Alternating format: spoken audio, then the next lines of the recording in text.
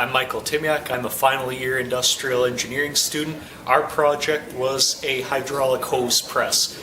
Current method of actually taking these hydraulic hose fittings and putting them onto hydraulic hose ends is all done manually, which can lead to repetitive stress injuries to the hands and wrists.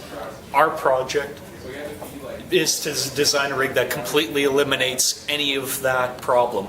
All you have to do to get the job done, place a spacer in on this side of the press, take your hose fittings, place it onto the hose just enough that it stays on its own, grab your pusher cylinder,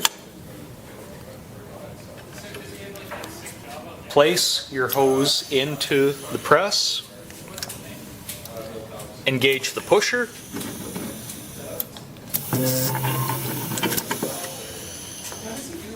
entire job done, just that easily.